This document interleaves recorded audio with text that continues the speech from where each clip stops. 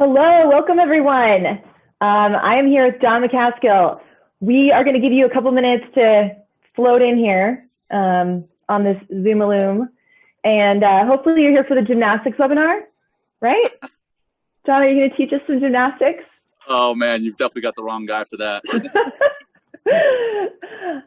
Well, we're excited to have you on this web class today, John. Great to be here. Thanks for having me. Yeah, where are you right now? I am in Colorado Springs. I am standing outside the Mount Carmel Veterans Service Center with the backdrop of the Front Range. I don't know if you can see it. I don't know if my phone is actually picking up the mountains in the background. Yeah, it's a beautiful day out here. It's about mid-60s and sunny, so can't complain. That's awesome. Well, it's actually nice and cool. So I'm in San Diego. I'm in a remote location here in Kearney Mesa. And I've got planes flying overhead from Miramar. So you might hear that in the background of it. And got, Dr. Skelly here, who is a little new addition to our website. We have a chat bot, and he can talk to you. That's great. But the weather here is actually pretty cool for what it's been. So yeah, I'm thankful it's been cooling off, and I don't have to sweat all over my newborn every day. That's right. That's right. So welcome everyone coming on. This is a wonderful webinar that we're doing on mindfulness and giving you tactics to help you during tough times. And we know that right now, especially, is a very challenging time for people. It might be one of the most challenging times in our lifetime. And John and I have gone back and forth on this too. So I want to get started now. We've got just a little bit of heads up on what we're going to do today. We're going to do an intro. I want to tell you about John and how we met. And he's got an amazing career and family, and go into this mindfulness thing. Because there's a lot of information out there about it, and I call it McMindfulness. It can seem a little like, what is it? What do we do? Like, does that just mean like walking around and meditating? So we're going to clear that up today, and you're going to have some take-home tools to take with you today that will help you in your life and those around you. And then we're going to follow up with some Q&A. So without further ado, I want to introduce John. So John, actually, I would say about a year and a half ago on LinkedIn. So me not liking to be on social media a ton, I started to gravitate towards LinkedIn because of just wanting to reach out to more business leaders and have more intellectual conversations. Started talking about my own mindfulness journey, which has been very impactful in my healing process. So I struggle with a mental health issue called bulimia. And, I'd done a lot of talk therapy in my day and a lot of other kinds of therapies, but it wasn't until I started doing mindfulness meditation that really started to help ground me in these more stressful moments that I would experience in my life.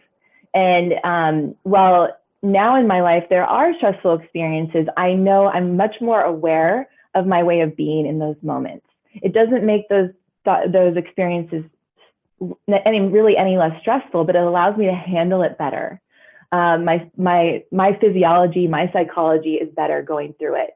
And I would even say that with this whole mindfulness thing that you're going to learn today is going to really help you also prevent injuries. The more aware you are of your body and mind, the better you are at being ahead of the game and before things actually go wrong. So John here is recently got out of the Navy. He is what did we say, retired Navy SEAL commander of 24 years. As of June 2020, he is now a mindfulness meditation coach, and he works with teams around the country to help bring this concept of mindfulness to their teams so they can better handle tough situations. He's served in Iraq, Afghanistan, Somalia, Panama. He is currently the Deputy Executive Director of Veterans Path, which is Peace, Acceptance, Transformation, and Healing. So he is also bringing this concept of mindfulness to veterans. And we both recently did the Grateful Challenge from Project Reset, and he challenged me to do it. It was an amazing challenge, really helped me open up to the social media world. And he also, most importantly, is a husband to Becca and a father to 2 little ones and an adventurer. So he has been my consultant during my RV trip with my family recently that I need a vacation from. Vacation from a vacation. So without further ado, welcome, John. Theresa, thanks so much for having me. It's a pleasure to be here, and I'm honored to be talking about this topic, something that I'm very passionate about. And I totally get the vacation from the vacation. I'm sure that's going to come up in conversation, but yeah, I lived with my 2 little ones and my wife and puppy in an RV for almost 6 months, and having mindfulness and meditation as a tool to help with that was huge. So I'm looking forward to the conversation today and happy to be here. Awesome. Now, just so you all know, you can find John on LinkedIn. Look him up, John Macaskill. You can look him up on Instagram, mindful_frogman.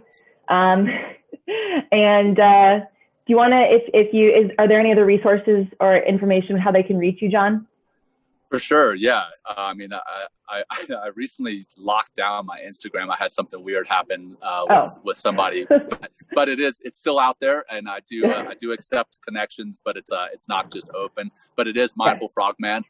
But I am more prolific, for lack of a better term, right now on LinkedIn. That's definitely where I share more of what it is I'm doing professionally with the nonprofit that I work with, Veterans Path, that you mentioned earlier, and just mindfulness and meditation writ large. So those are the big ones. Then the nonprofit itself, Veterans Path, is just veteranspath.org. You can find us there. Okay, excellent. So I've followed a lot of your stuff on LinkedIn. It's very impactful. You're going to learn something. It's something that if you go on and follow John, you can share it with colleagues you love, other veterans you know. If you are a veteran, check out. He's an amazing resource. So I want to get right into this, John. What is mindfulness? Please define it. Yeah, great question. And this is perfectly timed because I have another discussion with a friend of mine tomorrow about this very topic, because there is so much misinformation about what mindfulness is out there in society. And a lot of people use mindfulness and meditation synonymously. And though there's a lot of overlap between the two, it's not necessarily the same thing. You can be mindful without meditating, and you can meditate without being mindful. But the meaning of mindfulness, as defined by John Kabat-Zinn, which for most intents and purposes, he's defined as the father of mindfulness in the Western culture. It's essentially being intentionally aware of the here and now, the present moment, without any judgment. So not worrying about something that you screwed up in the past, and not really worrying about anything in the future, but being very aware of everything that you're experiencing in the present moment. So your physical sensations, your emotional sensations, all that, and being aware of it, but then not judging it, even if you're going through a rough patch. So we're going to talk a lot about being mindful in stressful and hard times. If you are going through that hard time, being aware of that and just being with it and acknowledging it, but not judging it, not trying to change it, just acknowledging it. That's really all there is to mindfulness as far as the definition. The practice is a lot more in depth, but yeah, that's what mindfulness is. So that's when I first was learning mindfulness and this concept, I thought it was, and even talking about meditation, I thought it was very hippie-ish, right? This was like years ago when, everyone was telling me, you need to meditate, Theresa, this will really help you. And I was like, why? My mind is going all the time. It's going all the time. Like, this thing is on fire. And well, that's not exactly what we want, right? We want to be able to tap into that parasympathetic state. We want to be able to enjoy the present moment. And what I found by uncovering, I actually really enjoyed uncovering the science behind mindfulness, because, as a scientist myself, it's like, yeah, I can sit there and do the humdum, whatever.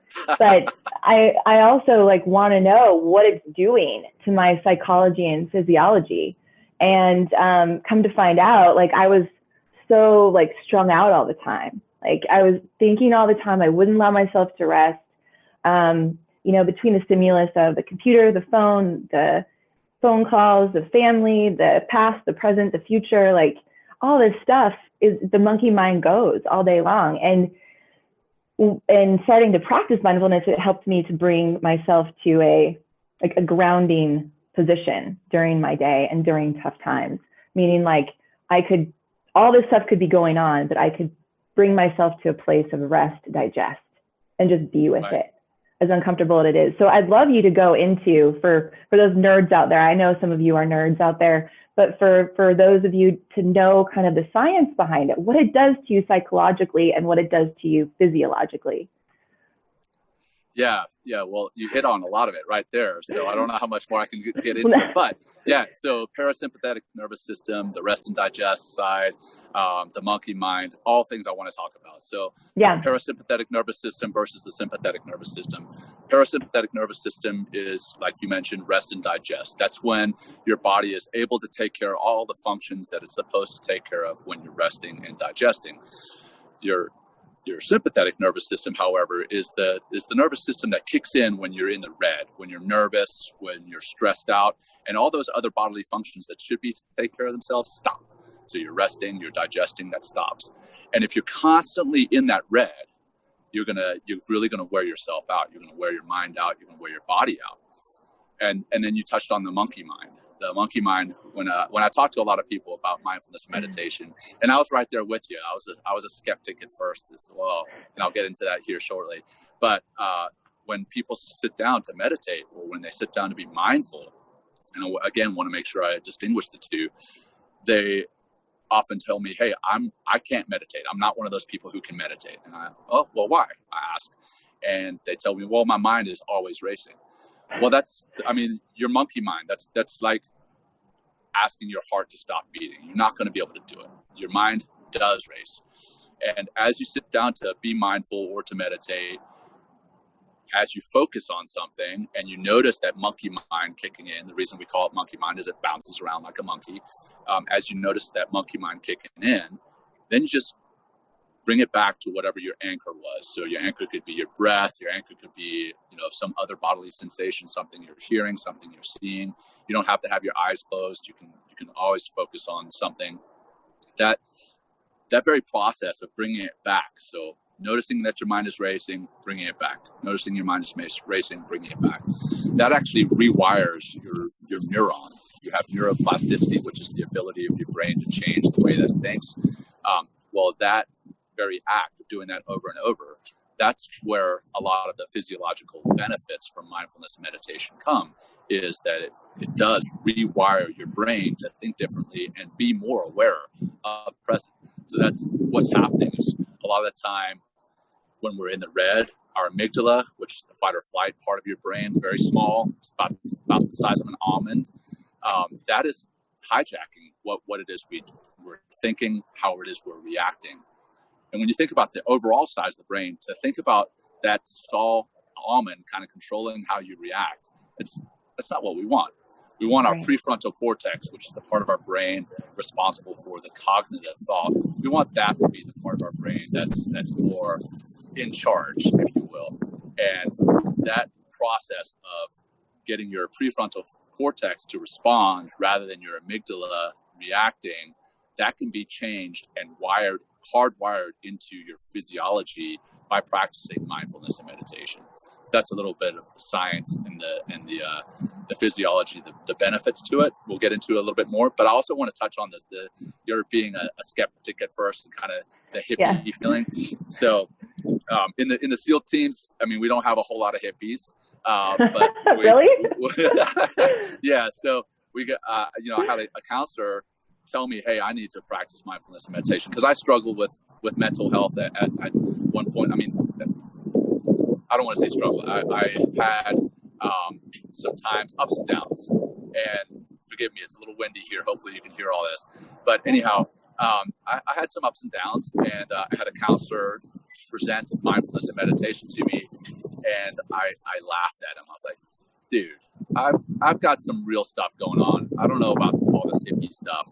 And he convinced me. He showed me some of the very high performing individuals who practice it, and showed me the science, the benefits.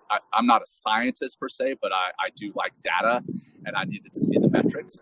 And when he showed me the metrics and he showed me some very high performing individuals who practice it, I was like, okay, I can get on board with it. And so I practiced it for about 2 months or so, just very simply using a simple app on my phone initially. And then I started to see the changes, the long-lasting changes, not just the immediate changes from my parasympathetic nervous system becoming in charge, but the long-term lasting effects. Like I had people coming up to me and asking me what I was doing differently because they thought I was taking some new medication. And I was like, well, no, it's not medication with a C, it's meditation with a T. And if you try it out, I guarantee you're going to see some effects. And now here I am. I'm so 100% sold on the idea, the practices, that here I am teaching it now. So I fully believe in it. How long did it take you to see the change with the practice? Sure. So personally, I started to, the immediate effects came after my first meditation. Hey, I felt calmer, but then as soon as I got into another stressful situation, I ramped back up, right? So those immediate effects felt great, but it's like going to the gym. You feel great when you first come out of the gym, right? And then to see the long-lasting effects takes a lot longer. But it took me about 6 weeks, six or 7 weeks before I started to notice changes in myself, and then it was another 3 or 4 weeks after that people came up to me and they're like, "What are you doing differently?" So it takes, I think, about 2 months of regular practice. I saw a question pop up there as we were talking. The app that I started with was just Insight Timer. Super simple. There's you can use it without paying. There are paid like premium access, but you can do it for free, and that's the one I use, and I still use it to this day pretty regularly. Even though I'm a mindfulness teacher, sometimes I don't want to guide myself through the meditation. Sometimes I just want to be guided through, so I just use Insight Timer. Right. I also use Insight Timer and love it. Like sometimes I want to just experience meditation. I want to have a time period to it. So I get the nice bell ringing. Right.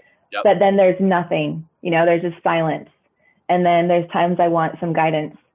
So yeah, it's a great app. There's tons of great apps out there. I saw somebody mention Headspace. I've used Headspace. I like it too. I just started with Insight Timer, so I'm somewhat loyal to it. And I've actually got some recordings on there myself now. But I've used Calm, Headspace, 10% Happier, Waking Up.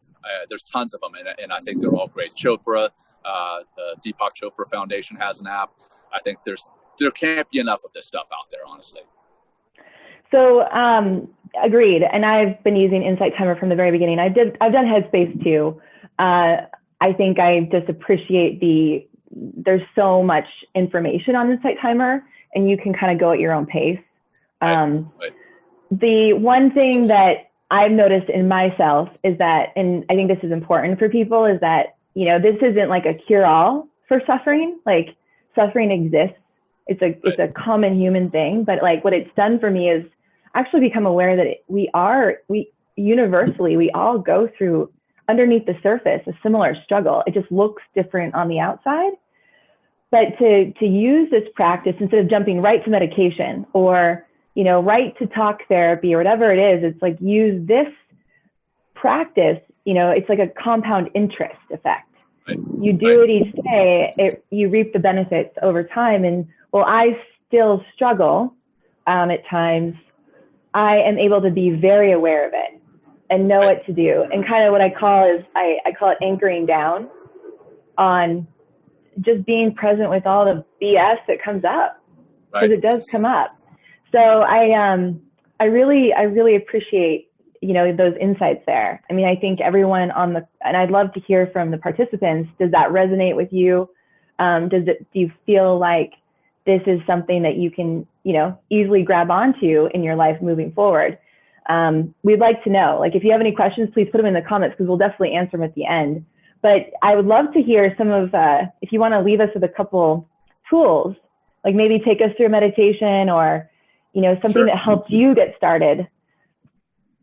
Yeah, absolutely. And I want to also just touch on the comment you just made. This is not a panacea, it's not a cure-all, but it is something that really helps to process the emotions that you're experiencing. And I think that's one thing that we do in this day and age is we may go through an emotion that has a negative connotation to it, and we box it up and we put it away. We're like, I shouldn't be sad, I shouldn't be angry, that's not right, that's not good, and we box it up and put it away. And somebody said the other day, when you do that with these emotions, they go down to the basement and they lift weights, and they just come back that much stronger. And then you're going to have to process them anyway. So what I think the great thing about mindfulness and meditation, or several great things, but one of the great things is that it helps you to be aware of these emotions, go through them, be with them, not try to change them, be with them, process them. And then you're able, if you are in talk counseling, you can go to a talk counseling session and say, hey, look, this is an emotion that I'm processing now, rather than sitting down and saying, I don't know what I'm feeling, I don't know what I'm here to talk about. You can be there present and actually process that emotion.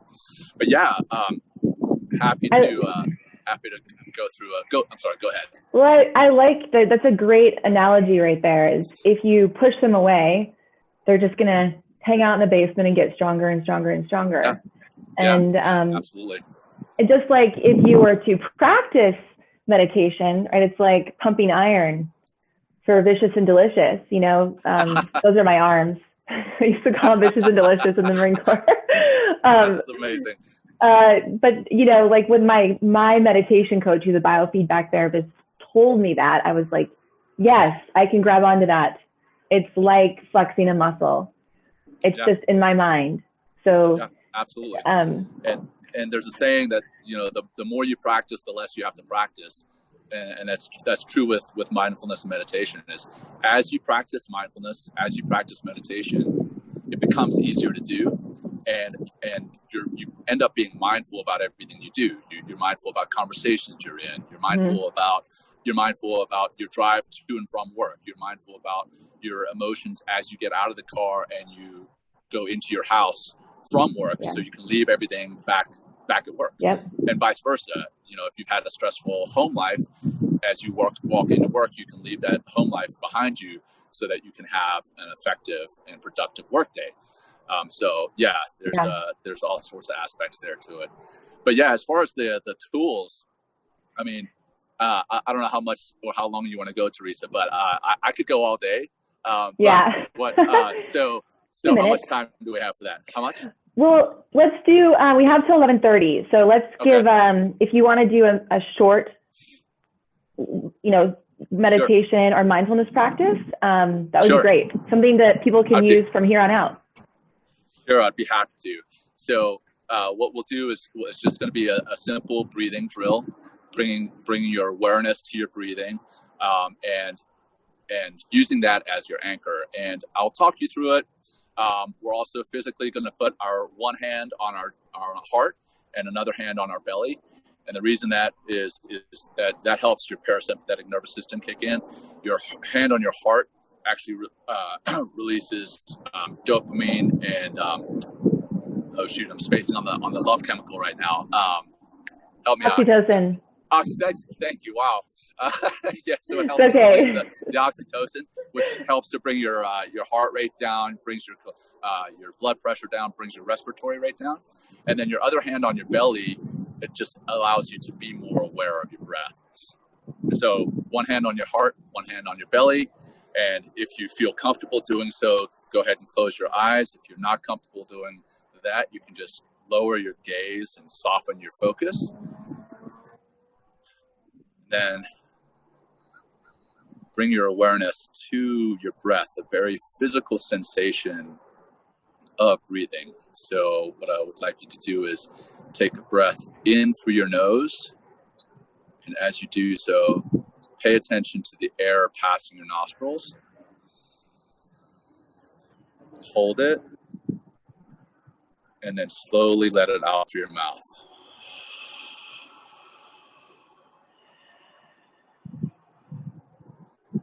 Again, in through your nose, paying attention to that very physical sensation. And imagine the air going down into your belly and inflating your belly and your lungs. And then hold it and release. Again, on the out breath, notice the breath passing out past your lips, your diaphragm and lungs contracting.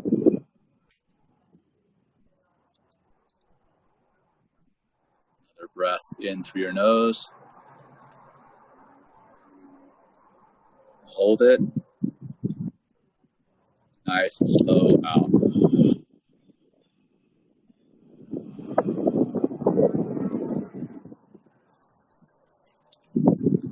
Now just breathe naturally, but be very aware of the physical sensation of breathing. Again, noticing the air passing your nostrils as you breathe in, imagining it going down into your lungs and expanding your lungs.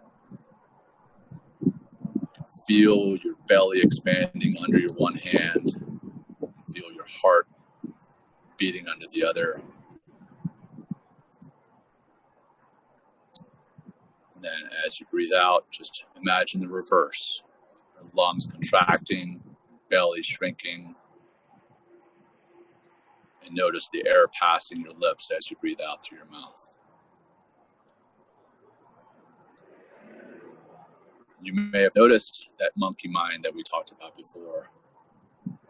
Don't judge yourself for having that monkey mind. Just gently bring yourself back to the anchor of the breath. Nice and simple, no judgment. Just bring yourself back to your breath.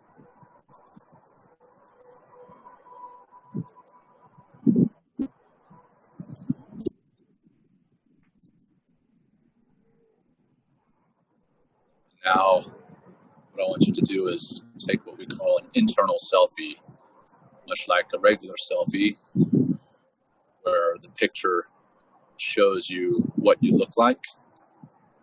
The internal selfie is just an imaginary picture of what it is you're feeling, both physical and emotional.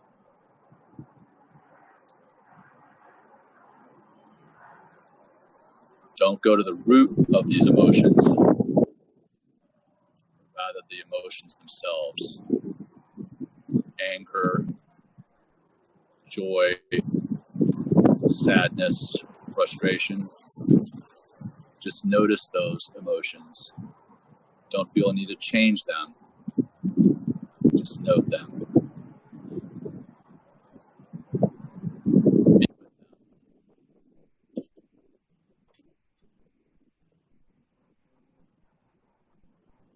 Allow them to be a part of this human experience.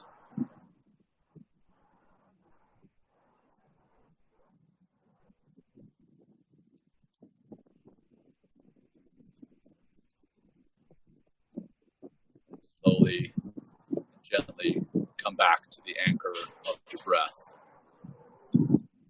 Wrap it up with 3 cleansing breaths. They're going to be deep in through the nose, hold, and deep out through your mouth.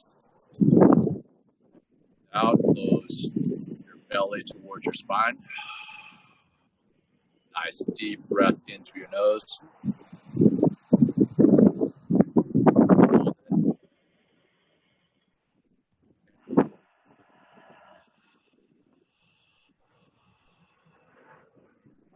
Hold there at the bottom.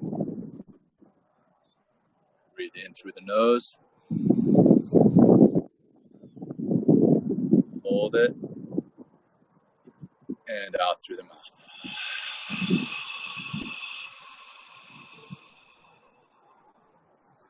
One more. Deep in through the nose. Hold it. Nice and slow out through the mouth.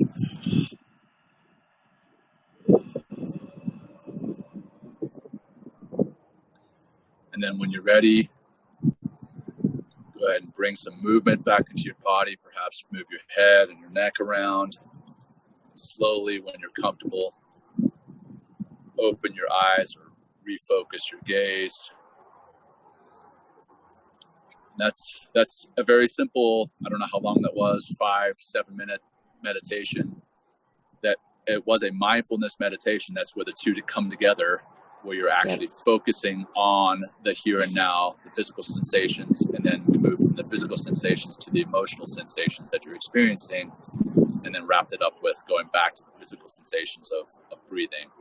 And as you did that, some of those things that may be cluttering your mind hopefully settle to the bottom. Kind of I picture a snow globe.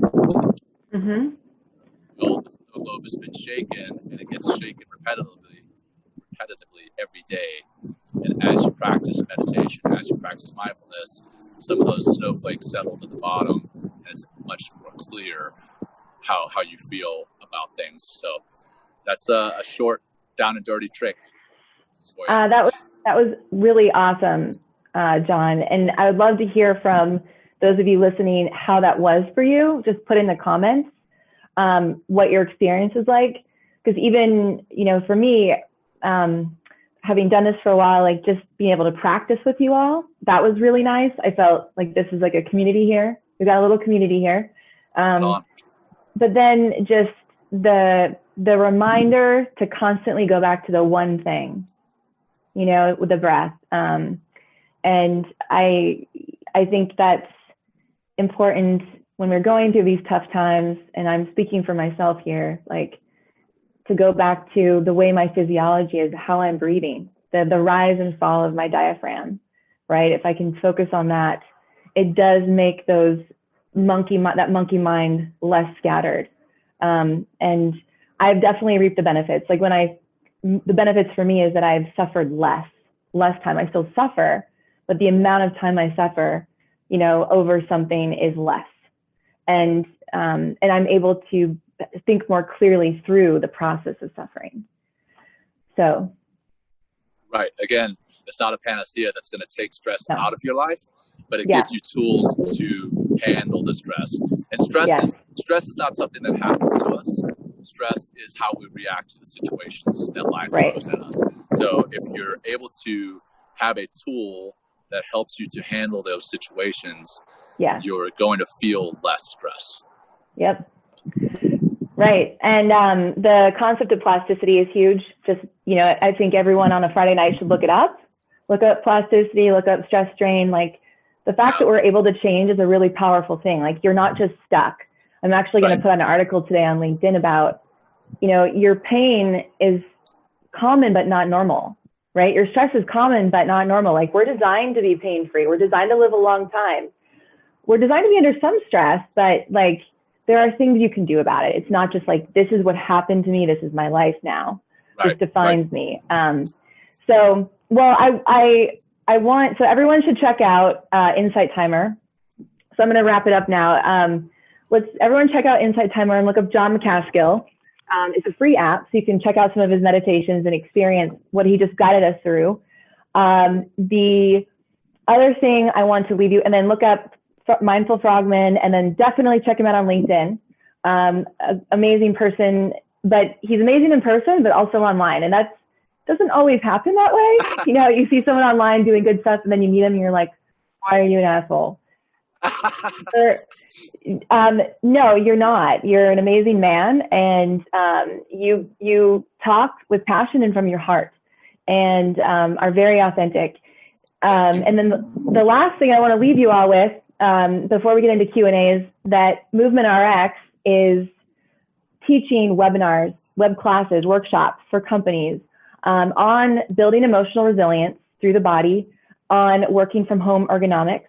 And so if you're a company leader out there and want a fun web class that maybe takes 30 minutes to an hour, let us know. My husband will put a link in the comment box here.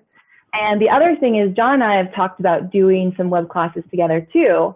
So if you're interested in doing a combined effort of the mindfulness and the physiology and the psychology of mindfulness and doing some meditation with your company, let us know. Also, just hit us up, schedule a hope call, we call it, and we'll do that. So if there's a topic that your company is like, you know what, we're really dealing with like a lot of back pain, or we're dealing with a lot of depression, or, I don't actually know where to start with my company, let us know, because we can help maybe guide the conversation, right? The healthcare, to us, self-care is the new healthcare.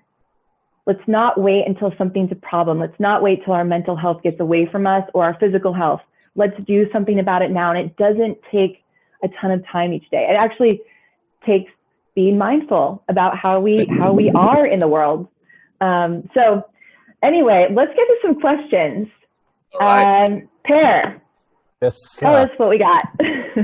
So yeah, everybody, as you have questions, add them into the, you can put them in the Q&A if you want to be anonymous, or add them to the chat, whatever you like. But there was a question which kind of goes back to something you were talking about for yourself, John, is how long into practicing do these techniques start to manifest, right? Before you start to realize improvements in controlling, and specifically fight or flight. Yeah, that was fight or flight is one that I work on every day.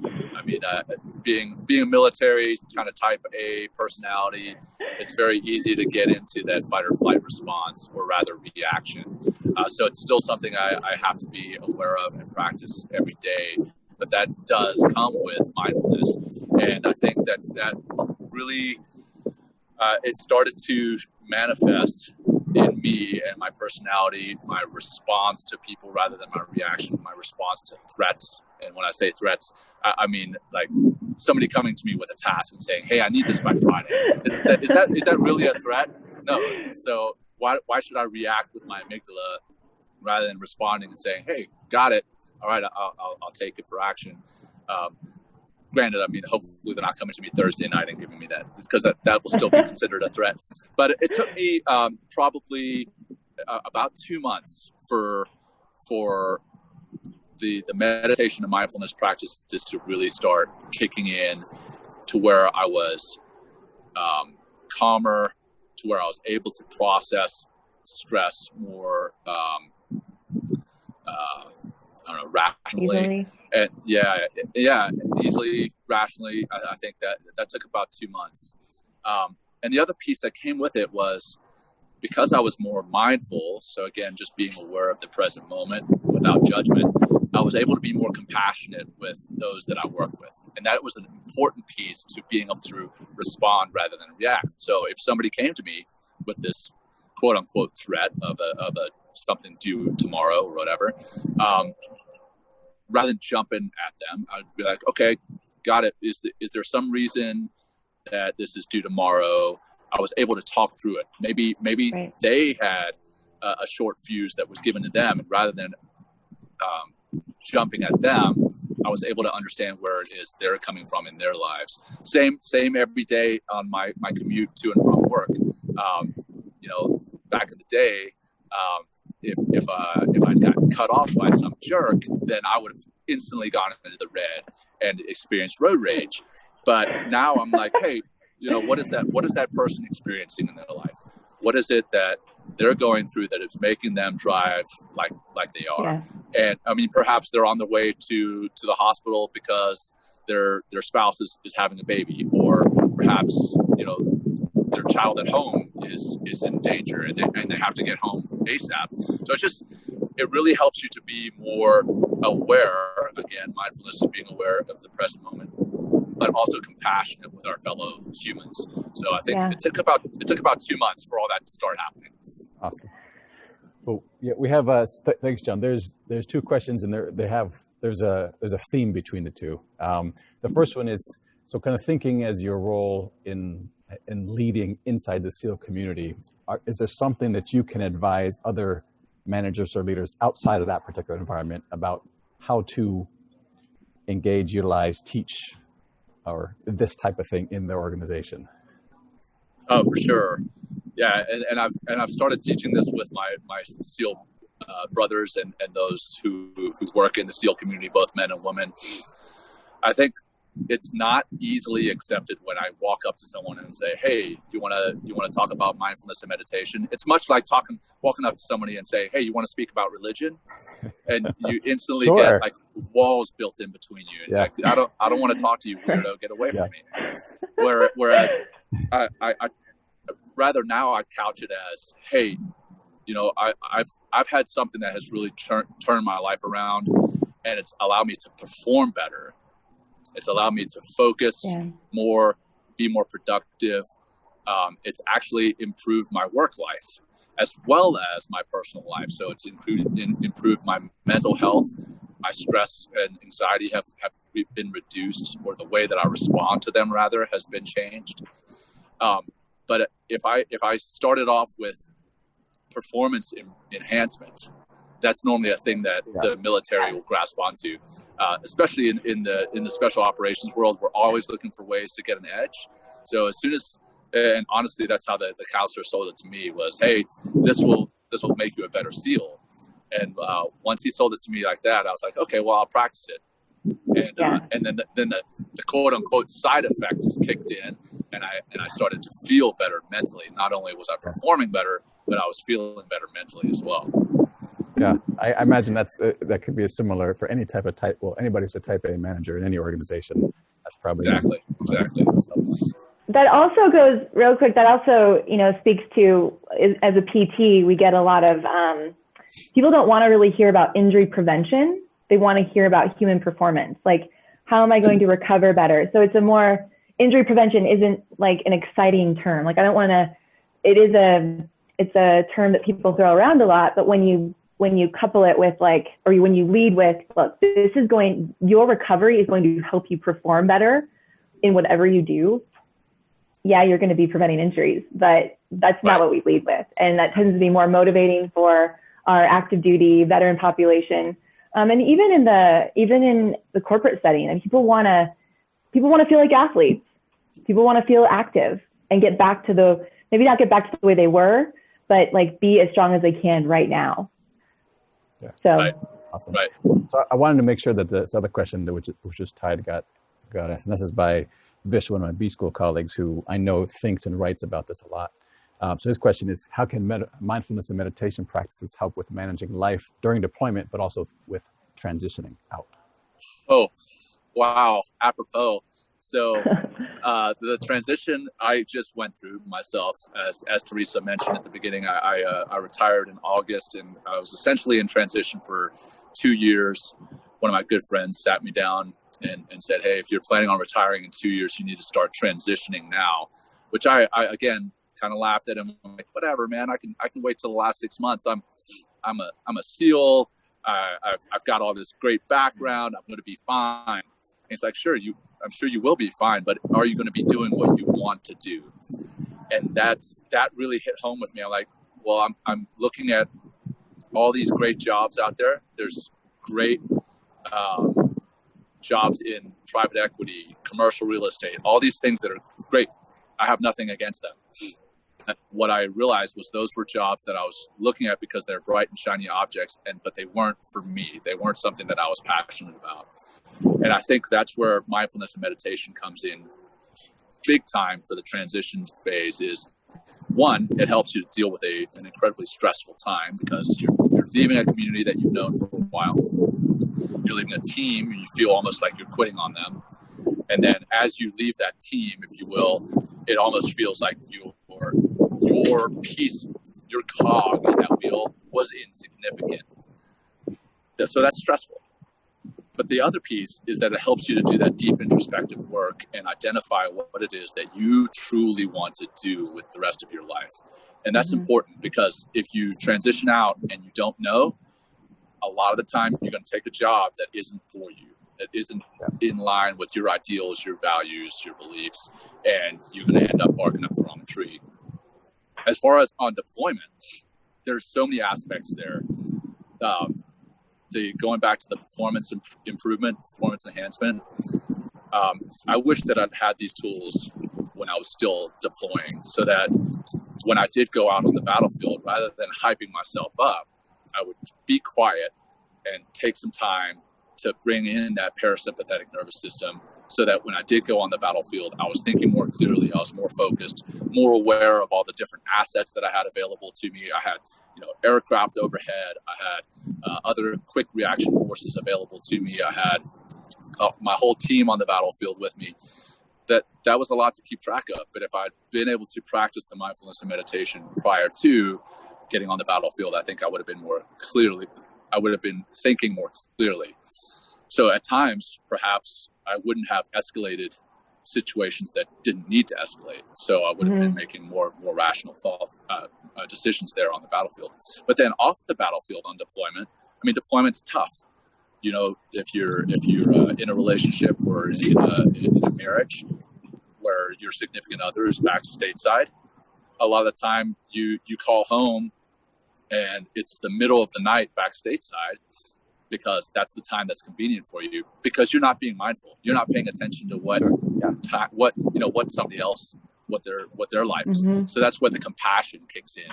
And I think you have to be compassionate with those you love. You have to be compassionate with those you work with. You have to be compassionate with everyone else. And that's where it really helps with deployment, both on and off the battlefield. Yeah, that's a really good distinction, is that it helps you be a better person.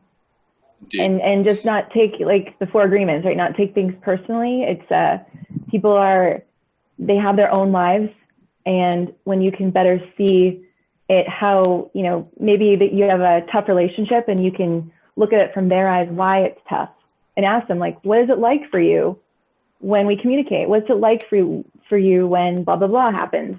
I found that to be a very effective, because then the person's like, oh, you know, you're thinking about me, like you care about what I feel like. So it makes you a better human. And a better leader. Sorry, but just before we get to the next one, I think it makes you a better leader, because I think being a good leader requires you to practice servant leadership, and that requires you to be compassionate. So ultimately, mindfulness and meditation can help you to be a better leader. Yeah, I was going to say something tongue in cheek. This has no application to a relationship whatsoever. Joking. That's fair. That is fair. It does. I think it's helped. We can do a couples therapy right now, Fair. Like, yeah, that'd be great. I think it's helped our relationship. So I was going to encourage, if there are any other questions, I know we're coming up on a time limit, but if others have last minute questions here, please do ask them. But I was just going to make my final comment on that last piece, was the application to the workplace, both from just being a more successful manager, but also the process you went through. I think most folks don't go through a 2-year transition process when they're looking for a new gig. It might be 3 or 6 months or so, but the application is still there. So if you're wherever you are in your business career, practicing mindfulness to help you engage the opportunities that might present themselves to you in a more effective manner, in a way that fits you better. I think that's something I would not have thought of, but that's a great takeaway. Absolutely. Yeah, and I would add to the leadership aspect to this practice is makes you, like you said, John, a better leader, but you lead yourself too. Like once you can start leading yourself and knowing that this is something you need, you have a better effect on others. Yeah. That's something I've experienced, because I when I was in the Marine Corps, I was really good at taking care of everyone else but myself. And was I really doing it effectively? You know, on the outside, sure, but I wasn't doing well. And when I started to learn and kind of keep myself as a principle, like, what do I need to be healthy? That's where this practice came in. And now my company, it wouldn't be where it is today without this practice, to be honest, and this journey, because it's, I'm not a physical therapist who does one-on-one care all the time. Like, I've wanted to go and work with companies and help teach many people how to get health into their own hands. Right. And even food, with an eating disorder, I learned how to be mindful with the way I eat, stop eating in front of a TV, or, do I know this food doesn't make me feel good? So eat food that does make me feel good. And am I present to what I'm eating? And that's a great way for people to change their eating lifestyle, just be more aware of when they're eating and how they're eating. And you'll enjoy the meals more. Yes, you'll enjoy the meals more. So there's a lot of healing aspects to this, and I hope looks like everyone got something from it. Thank you for all of your comments. Again, if you would like to hear do a more in-depth mindfulness session with your company, or a work from home session, or an emotional resilience session, let us know. Pear put the Hope Call in the comments. We'd love to talk to you. And John, thank you so much. This was great. Thank you. This is my pleasure. This is my bread and butter. I love talking with people about this. So it was my absolute pleasure and an honor. So thank you for having me. You're welcome. And I challenge everyone to take this. So this is on YouTube as well. We put this on YouTube, and we'll have a blog up, but share it with your loved ones. So send the link to your loved ones if they need it, right? That's paying it forward. I'm definitely going to send it to my family today, just because we all need this message. So indeed. Thank you again, John. Thank you, guys. Appreciate it. Thanks, John. All right, everyone.